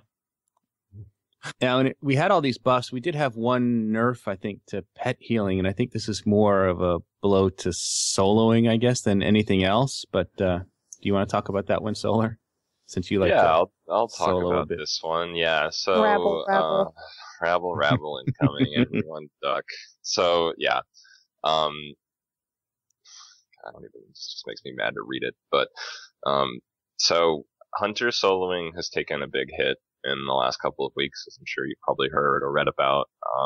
And yeah, so Blood of the Rhino and Glyph of Animal Bond no longer affect Men Pet, because it's a percentage-based heal and not a coefficient-based heal. They're not based off of percentages, and there's no more multipliers anymore. Is basically what it comes down to. So we're talking like huge hit to Men Pet heals. Like even with the Glyph of Mending, it's going to be really hard to keep your pet up in high burst damage phases. Like they really just gutted us when it comes to extreme soloing. We may be able to find ways to get around this, but I mean, like when bosses are meleeing our pet for like 30 to 40% a chunk, a swing, it's going to be dastardly now without having to cycle pet cooldowns, without having cower anymore. Like rip in peace, Hunter soloing. So yeah, There's still hope. I mean, yeah, we've got 3 weeks till launch. Maybe they might do something, but it's been such an uphill battle. Yeah, and we'll have to watch that too, especially to see if there's other classes. Like I'm thinking like DKs, who I've been pretty good at soloing,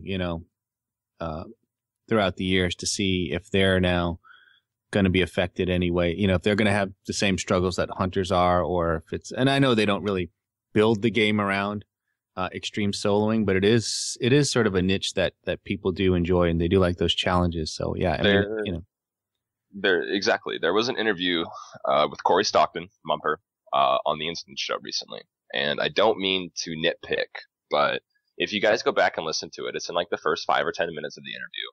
He goes, it's great for people to enjoy the end game content, but it's also great for people to go and explore and experience new things. And there's so many ways to do that.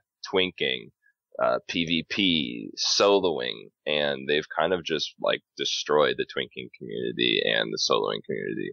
So like they advocate exploring and experiencing new things, yet they take so much away from those things. Like for twinking now, like all of the old school gear share stats. So like all of tier 11, tier 12, and tier 13 gear for normal and heroic, they all share the same stats.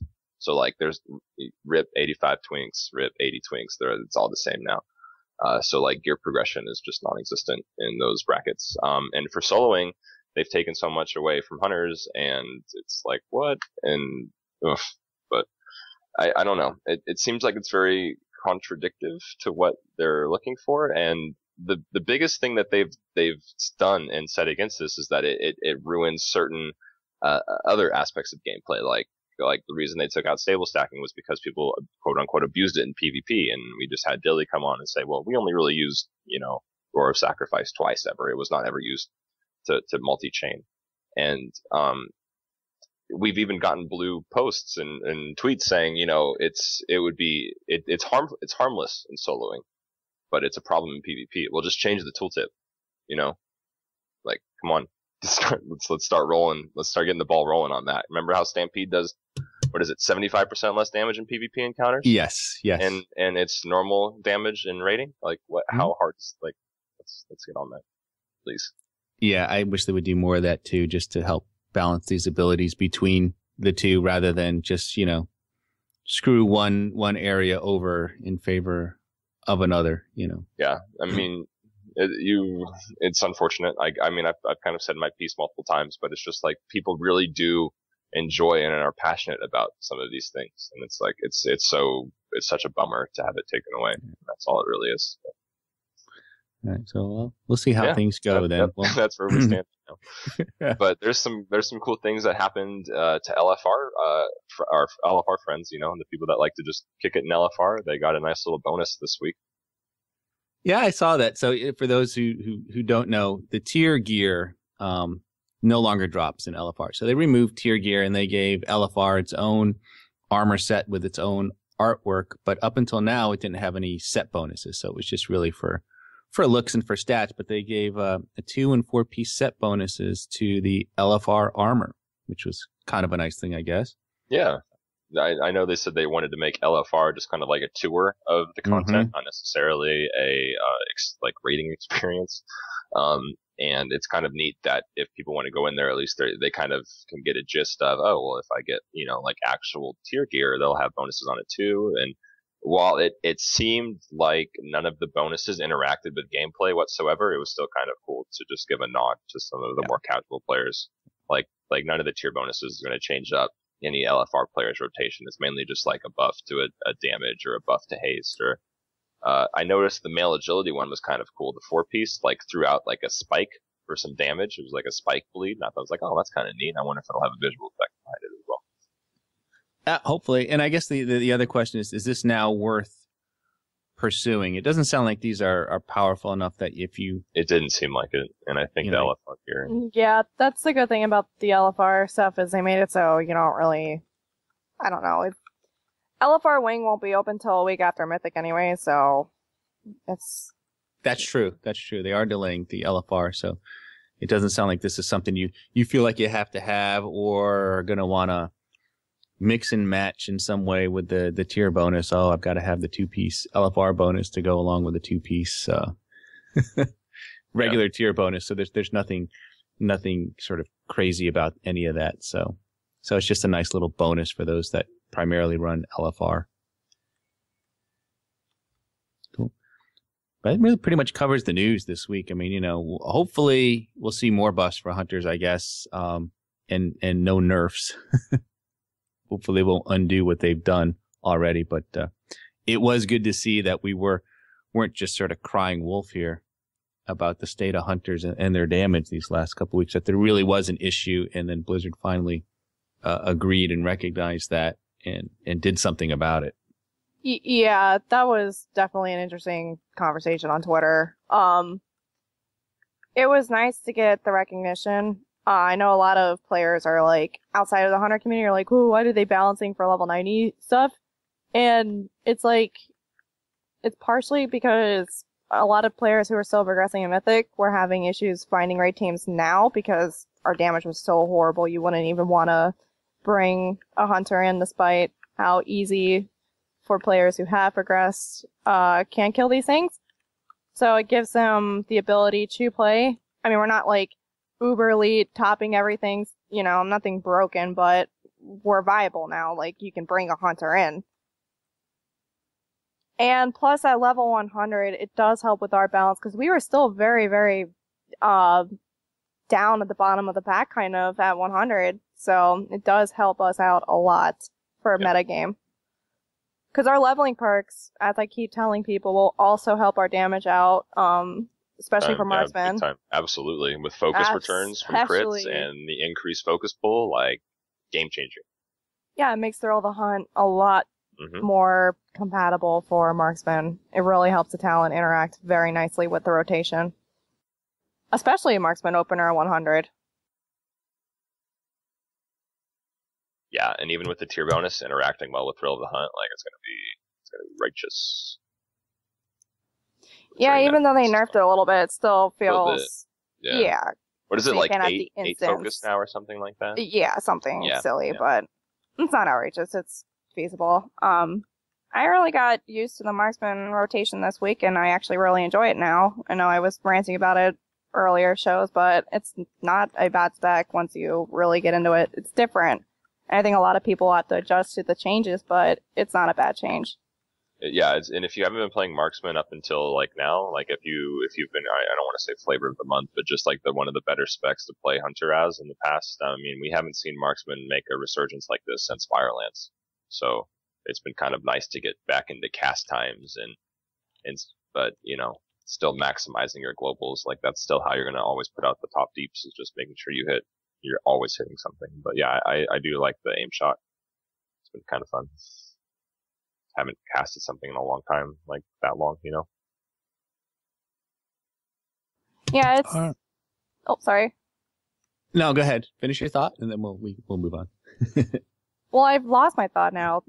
I know. I totally disrupted it, right? What did you do? Distracting shot.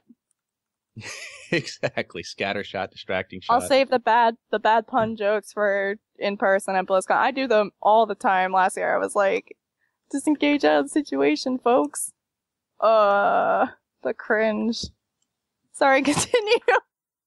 All right. Well, I was gonna say, we do have some listener questions this week, so why don't we move on to some of those, and then think about wrapping up here for the day. Yeah, we have a really good first listener question. I think it's going to be on a lot of people's minds very soon. And Prima from Twitter asks, she's wondering if any of the hosts are considering race changes given the new Warlords racials. You guys mull that over any? I thought about it. Blood Elf is going to be best for Marksman. However, I feel for versatility purposes, like, being flexible for BM and Marksman, Orc will still be the best. Changes. Yeah, so I'm probably just going to say Orc. Yeah, I definitely thought about going Blood Elf. I have such a hard time saying goodbye to my Tauren.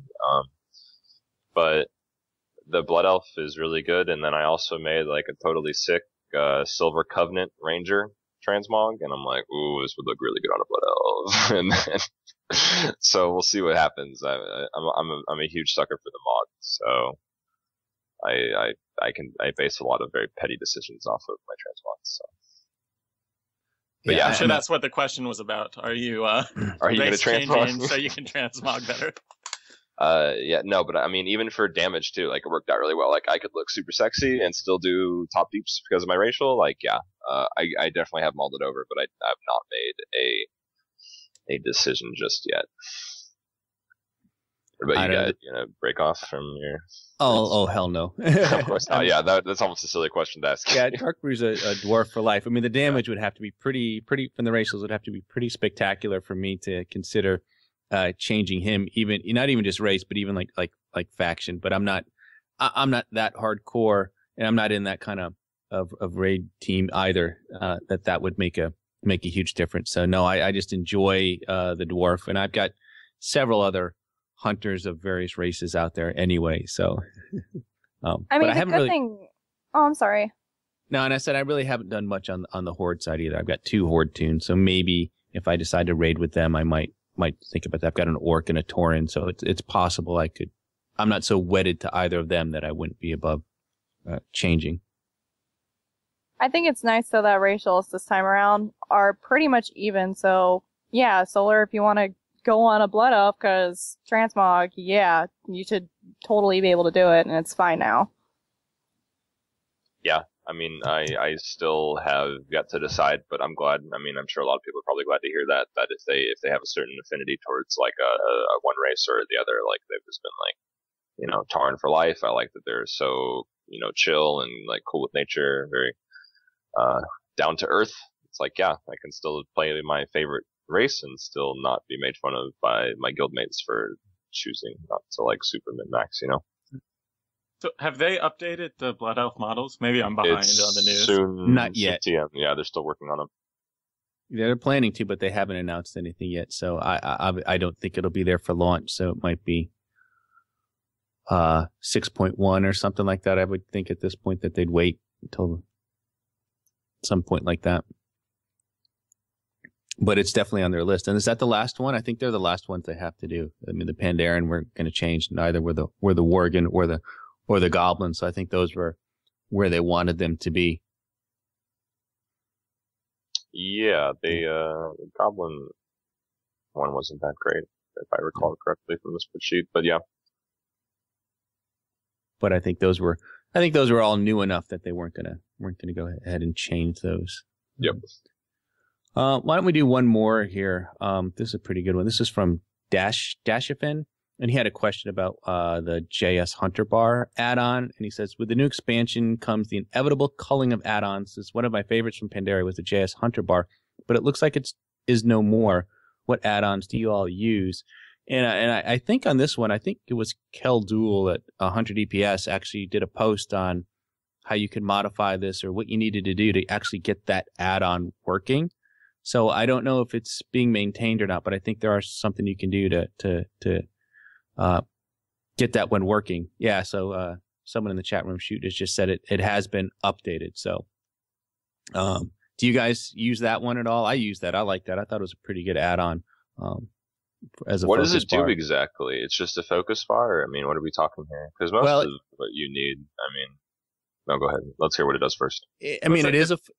go ahead, Delirium. It's a combination of a focus bar and a bunch of basically pre-built weak auras. So it has already set up for you every hunter ability as a weak aura, and you can turn them on and off. So it's just an easier way to set some of those up if you don't feel like going in and writing all of your own. I see. But it basically looks like the weak auras I already have set up. Yeah, and it's great for a new hunter.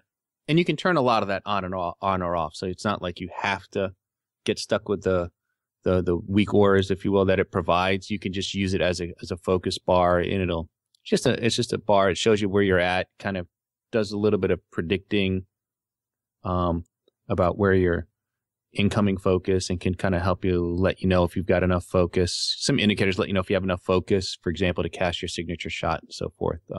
So it's pretty handy in that regard, but you can probably definitely customize it to do some of the things you'd want it to do, like, because there is overlap with other add-ons like weak auras, for example. So you may not want to use the whole suite of options that it has.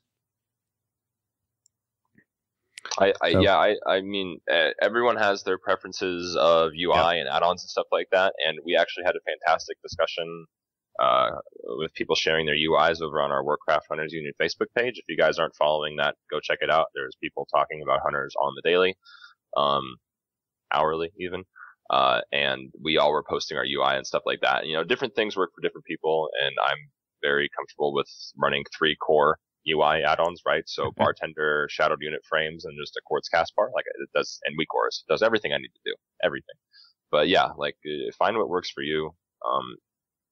And especially since the WAD pre-patches dropped, and like we got a couple, abilities removed and stuff like that. I cleaned up my UI a little bit, and I know a lot of people are too. So if you guys want some like UI ideas, go head on over to the Facebook page. A lot of people were sharing theirs. Yeah, and a lot of good changes. One of the things that people may not know about now, I know a popular add-on out there was Omni CC, which kind of just shows you like the little cooldown timers on your toolbars over the abilities. That's now baked into the game, and I forget where in the interface options it is, but you can actually it's now built into the game, so you don't really need. I think the Omni CC is one you could probably get rid of if you want to do that as well. Omni CC is the is that like the little heads up display thing? I just use it. It just shows you like on my toolbar. So for example, kill command, it'll show me like a 5-second countdown or 6-second countdown. Like when I cast it, just shows me. It just shows you the ability cooldown.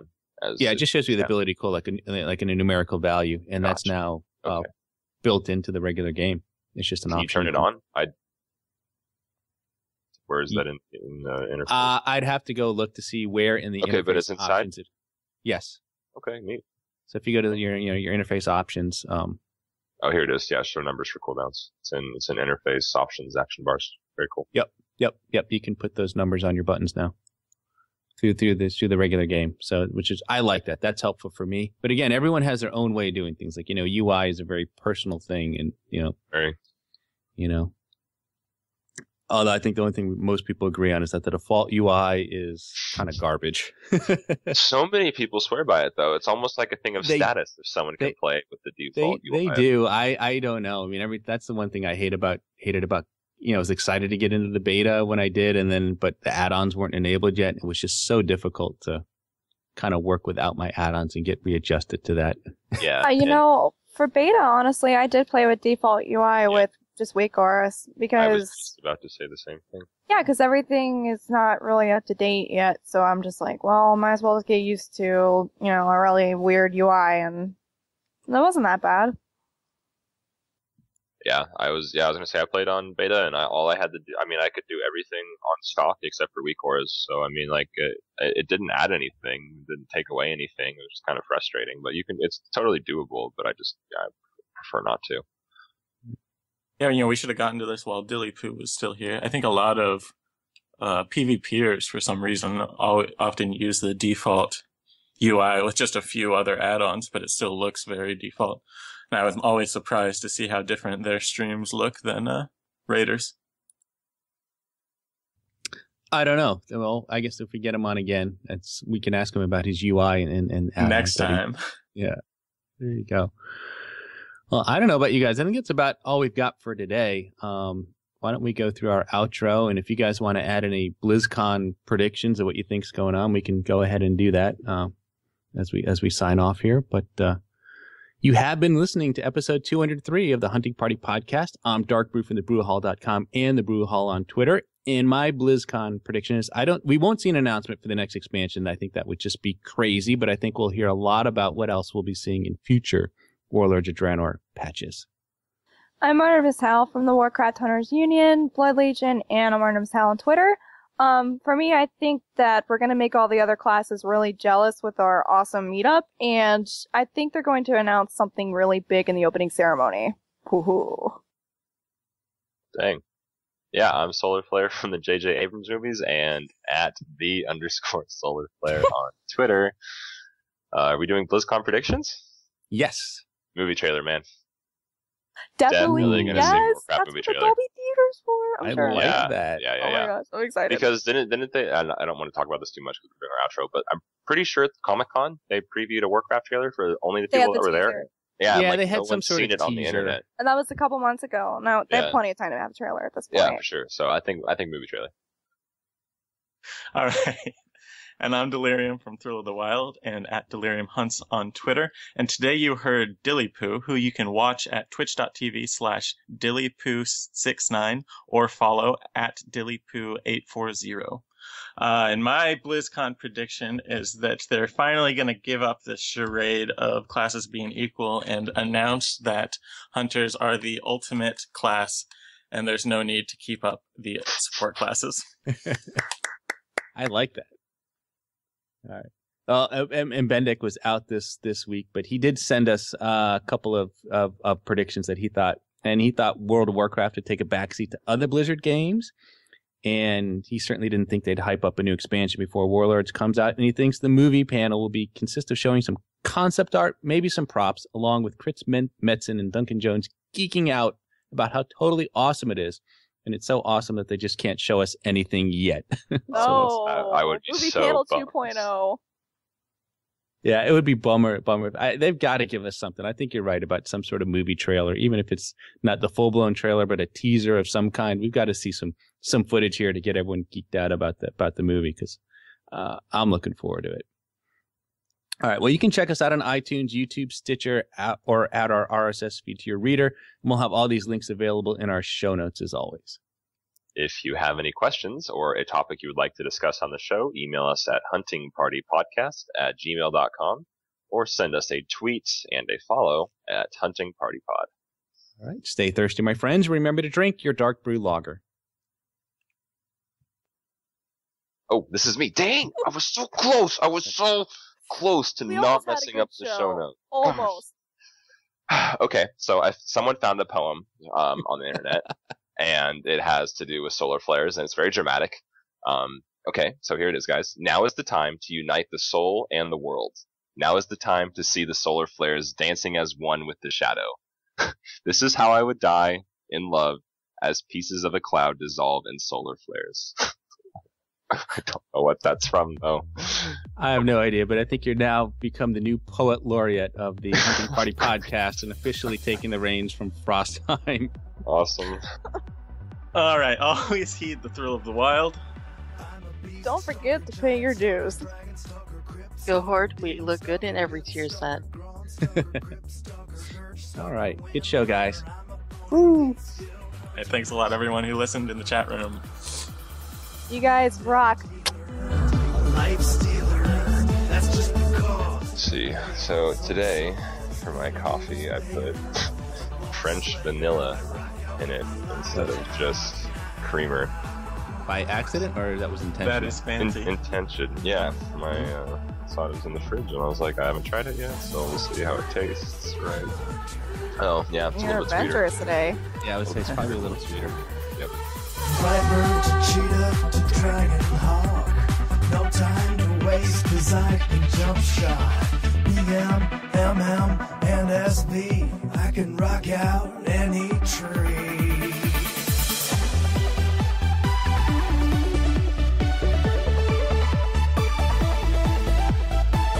Never worried about my threat, cause I've got FD and misdirect. Catching loose mobs in my traps. I never miss, cause I am hit capped. Cause I'm the hunter, not the marked. I'm the fighter, not the spark. I'm the kiter, not the kite. I'll top the meters every fight. Raiding and cave dealing death. Just me, my gun, and my trusty bed.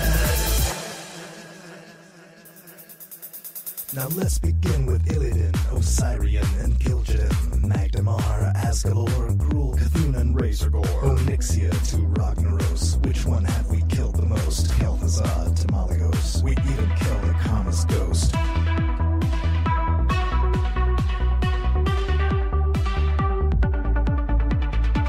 Feels like we're getting close, all that running as a ghost. Yogg-Saron, Thorian, Sartharian, Magthuridon, Sapuron, Lucifer to Sulfuron, Archimon, Amalon, Coromon, and Algalon. The faction champions, the death toll rolling on and on. Garvale, Executus, Chromagus, and Jarexus. Moon, will kill this. We won't stop till we kill our boss.